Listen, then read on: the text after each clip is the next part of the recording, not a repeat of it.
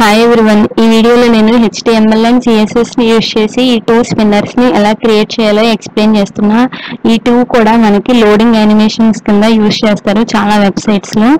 So ఇప్పుడు ఒక HTML page తీసుకున్నాం, దాంట్లో ఒక కంటైనర్ క్లాస్ ఉన్న డివిజన్ ని తీసుకున్నాం. మనం VS కోడ్ లో డాట్ అని చెప్పి ఏ క్లాస్ నేమ్ కావాలంటే ఆ క్లాస్ నేమ్ ఇచ్చినట్టయితే మనకి ఒక డివ్ ట్యాగ్ వస్తుంది, దానికి ఈ క్లాస్ అటాచ్ అయ్యి వస్తుంది.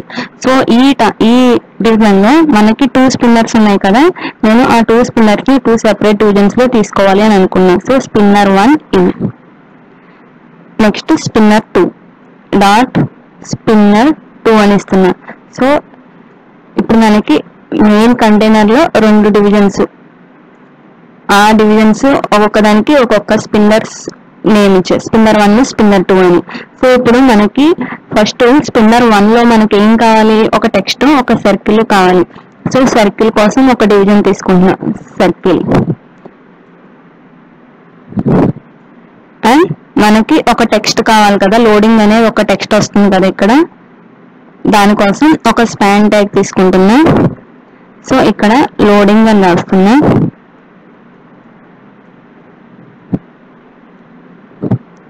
సో ఇప్పుడు మనకి ఇది సెపరేట్ వెబ్ పేజ్ తీసుకున్నాం కదా, దాని యొక్క అవుట్పుట్ ఇప్పుడు ఇలా ఉంది. ఇప్పుడు మనం దీనికి CSS అప్లై చేద్దాం.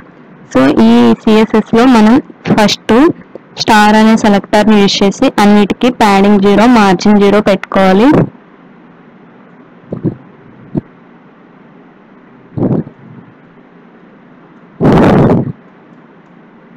And box size border box అని ఇస్తున్నాం. నెక్స్ట్ మనం ఒక కంటైనర్ తీసుకున్నాం కదా, ఆ కంటైనర్ కి styles.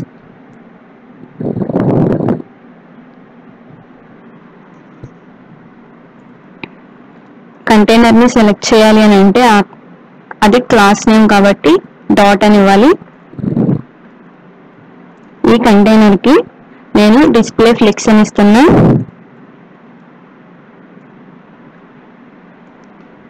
And justify content space evenly అని ఇస్తున్నా. అలైన్ ఐటమ్స్ సెంటర్ అని ఇస్తున్నా. And height 100 view port height ఇస్తున్నా. ఫుల్ వెబ్ పేజ్ హైట్ అనేది ఎంత ఉంటుందో ఈ కంటైనర్ హైట్ కూడా అంత ఉండడం కోసం నేను తీసుకున్నాను ఇలాగా. సో ఇప్పుడు మనం జస్ట్ ఆ కంటైనర్ కి అప్లై చేసాం. ఇప్పుడు మనకి ఆ కంటైనర్ లో స్పిన్నర్ అనే క్లాస్ ఉంది కదా, దానికి జస్ట్ నేను పొజిషన్ రిలేటివ్ అని ఇస్తున్నా. ఎందుకనంటే దాని లోపల టెక్స్ట్ ని నేను వేరే పొజిషన్ లో అడ్జస్ట్ చేయడానికి. సో పొజిషన్ రిలేటివ్ అని తీసుకుంటున్నా. జస్ట్ ఆ స్పిన్నర్ లోనే కదా ఫస్ట్ స్పిన్నర్ 1 కదా, అది స్పిన్నర్ 1 లో సర్కిల్. సో ఇక్కడ స్పిన్నర్ 1, ఈ స్పిన్నర్ 1 లో సర్కిల్. సో ఇక్కడ నేను స్పిన్నర్ 1 సెలెక్ట్ చేశాను. ఆ స్పిన్నర్ 1 అనే క్లాస్ ఏ డివిజన్ కి అయితే ఉందో దానిలో సర్కిల్ అనే ఒక క్లాస్ ఉంది, ఆ ఎలిమెంట్ కి మనం ఇప్పుడు స్టైల్ అప్లై చేయాలి. సో ఇప్పుడు ఈ సర్కిల్ కి నేను విడ్త్ 150 పిక్సెల్స్ ఇస్తున్నా, హైట్ కూడా 150 పిక్సెల్స్ ఇస్తున్నా. సో మనకి CSS ని యూజ్ చేసి ఒక సర్కిల్ ని క్రియేట్ చేయాలి అంటే ఏం చేయాలి అని అంటే, ఒక డివిజన్ తీసుకుని దానికి some width height same amount ఇచ్చి బార్డర్ రేడియస్ 50% ఇచ్చినట్టయితే మనకి సర్కిల్ షేప్ అనేది వస్తుంది అనమాట. సో ఇప్పుడు దీనికి సమ్ బ్యాక్గ్రౌండ్ కలర్ ఇచ్చి చూద్దాం మనకి సర్కిల్ షేప్ వచ్చిందో లేదో.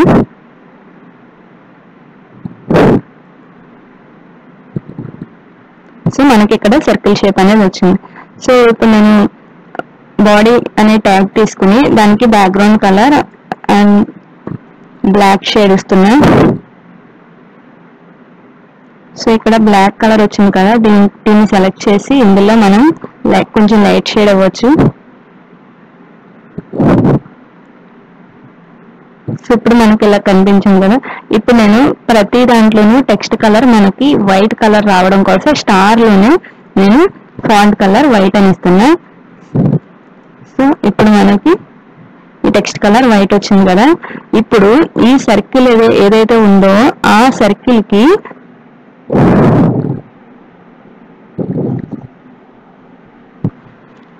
బ్యాక్గ్రౌండ్ కలర్ ఇవ్వకుండా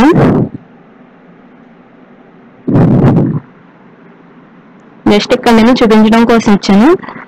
సో ఇప్పుడు నేను ఆ సర్కిల్ కి బిఫోర్ అనే ఒక సెలెక్టర్ ఉంటుంది కదా, సూడో ఎలిమెంట్ సెలెక్టర్, దాన్ని సెలెక్ట్ చేసి దాని ద్వారా ఒక షాడోని ఇచ్చి ఆ షాడోని మనం యానిమేషన్ వచ్చేలా చేయొచ్చు అనమాట.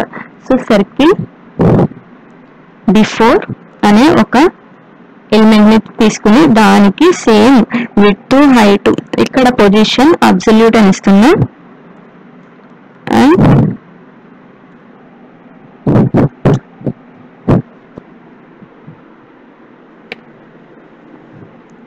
విడ్త్ హైట్ ఫుల్ హైట్ కావాలని చెప్పి విడ్త్ 100%. అంటే ఆ సర్కిల్ ఎలిమెంట్ ఎంత విడ్త్ హైట్ ఉంటుందో ఈ బిఫోర్ అనే ఎలిమెంట్ బిఫోర్ అనే సెలెక్టర్ కూడా 100% విడ్త్ హైట్ ఉండాలని చెప్పి విడ్త్ హైట్ 100% ఇస్తున్నా. సో దీనికి కూడా బార్డర్ రేడియస్ ఇస్తున్నా 50%.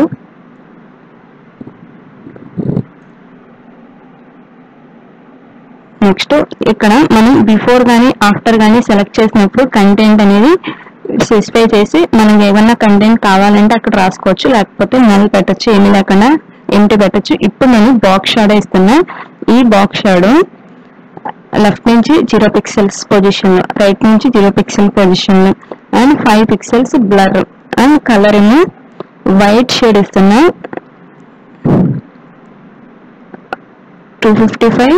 255 అంటే RGBలో వైట్ కలర్, దాంట్లో సమ్ షేడ్ ఇస్తున్నాం. సో 0.4 అనేది ఇస్తే ఆ ట్రాన్స్పరెన్సీ. సో ఇక్కడ మనకి ఇలా వచ్చింది కదా.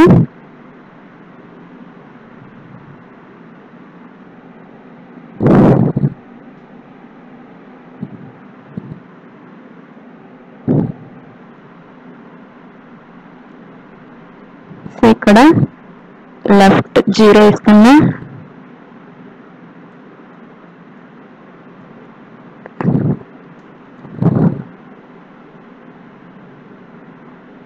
సో ఇక్కడ ఇది ఇచ్చినా ఇవ్వకపోయినా మనకి యాక్చువల్గా అలానే వస్తుంది.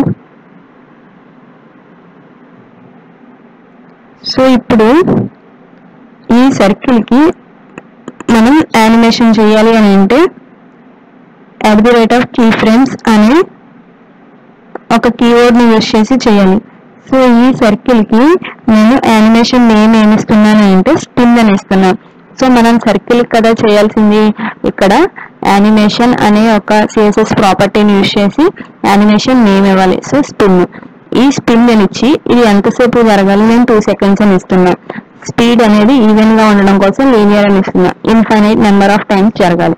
సో ఇప్పుడు ఆ యానిమేషన్ లో ఏం జరగాలి అని చెప్పి @keyframes యూజ్ చేసి నెక్స్ట్ స్పిన్.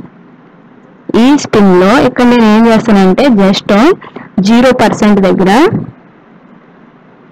ట్రాన్స్ఫార్మ్ అనే ప్రాపర్టీని యూజ్ చేసి rotate of 0 degrees. So actual గా ఏ పొజిషన్ లో ఉందో ఆ పొజిషన్ లోనే ఉంటుంది, కాకపోతే ఇక్కడ నేను బాక్స్ షాడో కలర్ అనేది మారుస్తున్నాను అనమాట.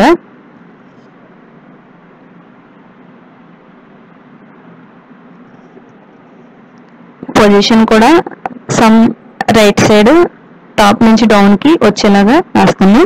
సో ఇక్కడ 5 pixels. Next and blurriness 3 pixels ఇస్తున్నా. నెక్స్ట్ ఒక హెక్సాడెసిమల్ కోడ్ ఇస్తున్నాను.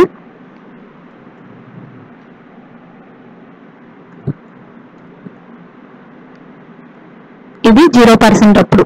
నెక్స్ట్ 50% అప్పుడు సేమ్ ఈ 2 ప్రాపర్టీస్ చేంజ్ చేస్తున్నా, కాకపోతే వాల్యూస్ వేరే ఇస్తున్నా. సో ఇక్కడ transform rotate of 180 degrees. So ఆ ఎలిమెంట్ యానిమేషన్ 50% అయ్యేటప్పటికి ఆ సర్కిల్ అనేది 180 degrees మూవ్ అయి ఉంటుంది. ఇక్కడ colour some light green colour shade ఇస్తున్నాను.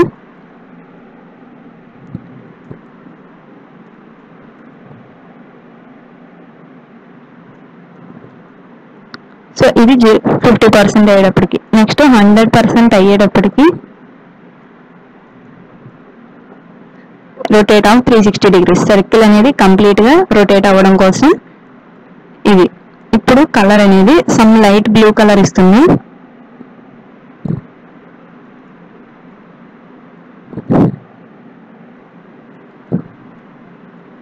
సో ఇప్పుడు మనం చూసినట్టయితే ఆ element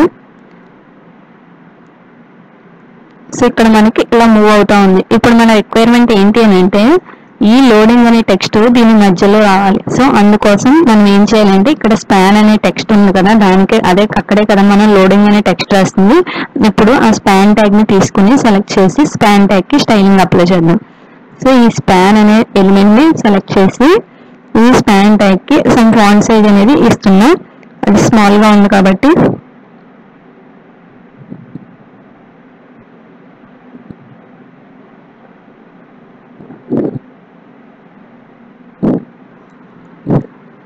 so font size 20 pixels ఇస్తున్నా. అండ్ ఇక్కడ పొజిషన్ అబ్సల్యూట్ ఇస్తున్నా. సో ఈ అబ్సల్యూట్ ఇచ్చి లెఫ్ట్ నుంచి 0 అండ్ టాప్ నుంచి 50%. ఇది ఎందుకు ఇస్తున్నానంటే ఇలా రాయడం ద్వారా మనకి ఆ సర్కిల్ సెంటర్ లో ఈ టెక్స్ట్ అనేది ఉంటుందన్నమాట. సో ట్రాన్స్ఫార్మ్ లో ట్రాన్స్లేట్ ఎక్స్ ఆఫ్ -50%. సో ఇది ఇవ్వడం ద్వారా ఏంటనేది నేను చూపిస్తాను. ఇది తీసి ఒకసారి. నెక్స్ట్ అండ్ లైన్ హైట్ కూడా సో తీసేసి కూడా చూపిస్తాను ఒకసారి. సో ఇప్పుడు మనకి ఏమైంది,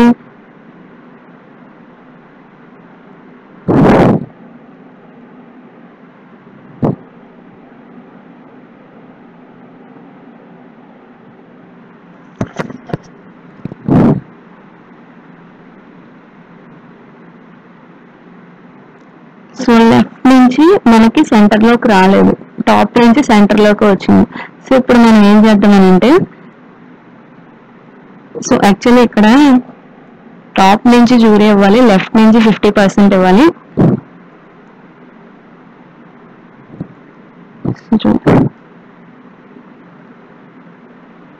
ఇక్కడ మనకి ఈ టాప్ నుంచి 0% ఇచ్చినా 50% ఇచ్చినా మనకి పొజిషన్ అనేది అలానే వస్తుంది, ఏమీ చేంజ్ అవ్వట్లేదు. సో ఇక్కడ నేను 0 ఇచ్చినా సేమ్ అలానే వస్తుంది.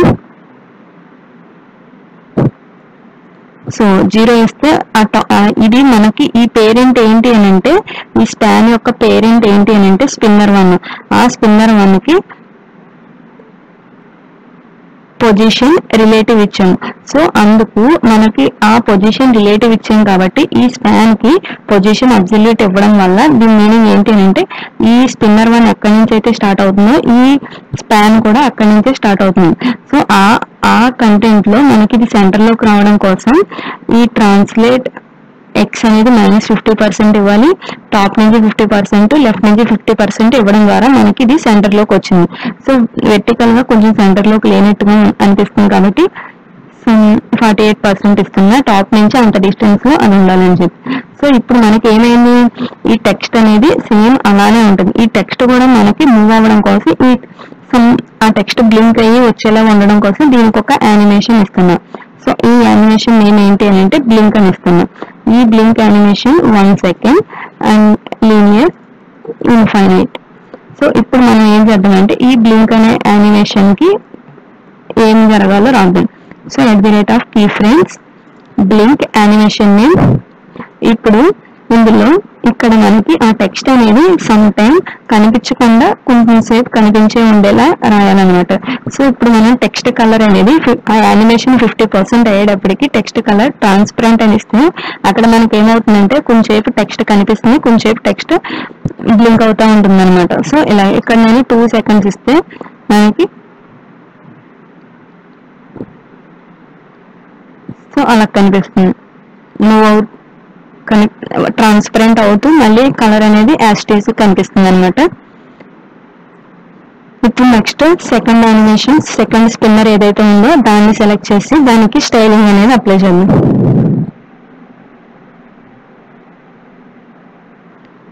సో ఇక్కడ ఈ సెకండ్ స్పిన్నర్ లో మనకి ఇంకొక సర్కిల్ ని తీసుకుందాం, సర్కిల్ 2 అని ఇస్తున్నాం.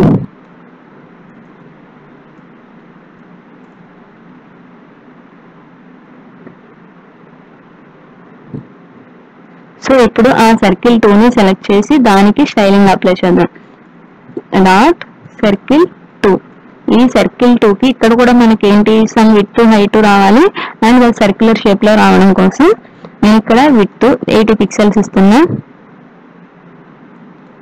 హైట్ కూడా 80 పిక్సెల్స్ ఇస్తున్నా. ఇప్పుడు మనం విడ్త్ హైట్ సేమ్ ఇచ్చి బార్డర్ రేడియస్ 50% ఇస్తే మనకి సర్క్యులర్ షేప్ అనేది వస్తుంది.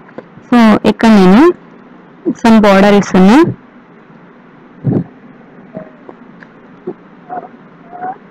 పిక్సెల్స్ ఇస్తున్నా, సాలిడ్ బార్డర్ అండ్ కలర్ అనేది లైట్ గ్రే ఇస్తున్నా.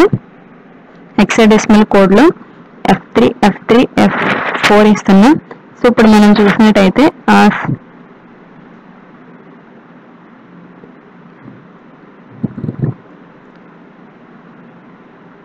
ఇక్కడ మనకి ఇది సర్కిల్ వచ్చింది.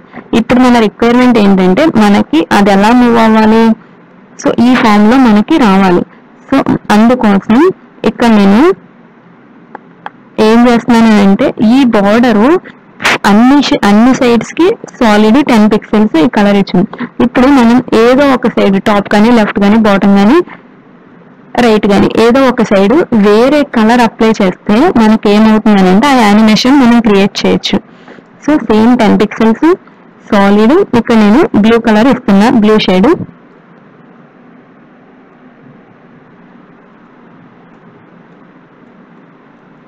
సో ఇప్పుడు చూసినట్టయితే మనకి ఇలా కనిపిస్తుంది కదా, సో ఇలా ఉంది కదా.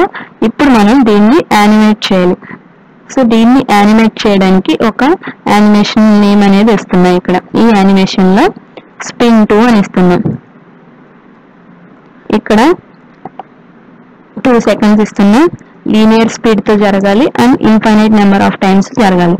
ఈ స్పిన్ 2 లో ఏమి ఇవ్వాలి అని అంటే 0% దగ్గరేమో రొటేట్ ఆఫ్ అని చెప్పి 0 degrees కి ఇవ్వాలి. నెక్స్ట్ స్పిన్ 2,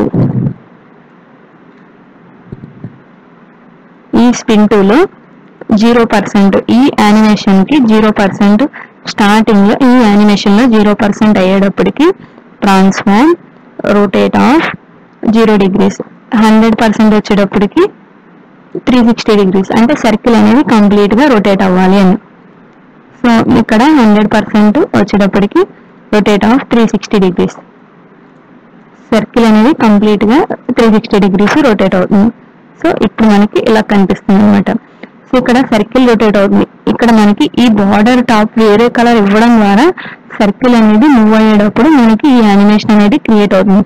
ఒకవేళ మనం బార్డర్ టాప్ అనేది వేరే కలర్ ఇవ్వకపోతే మొత్తం ఆ సర్కిల్ మొత్తానికి బార్డర్ ఒక్క కలరే ఉంటుంది. ఇక్కడ మనకి యానిమేషన్ అనేది తెలియదు, ఎందుకనంటే అది ఏ పొజిషన్ లో ఉన్నా మనకి సేమ్ అలానే కనిపిస్తుంది. అది మూవ్ అవుతున్నట్టుగా మనకు తెలియట్లే, ఎందుకనంటే సేమ్ కలర్ సేమ్ అన్ని వైపులా ఉంది కాబట్టి బార్డర్ కి. అదే ఎప్పుడైతే ఈ బార్డర్ టాప్ ఈ కలర్ ఇచ్చేటప్పటికి మనకి ఆ బార్డర్ ఆ సర్కిల్ మూవ్ అయ్యేటప్పుడు ఆ పొజిషన్ అనేది టాప్ పొజిషన్ అనేది మారుతుంది కాబట్టి మనకి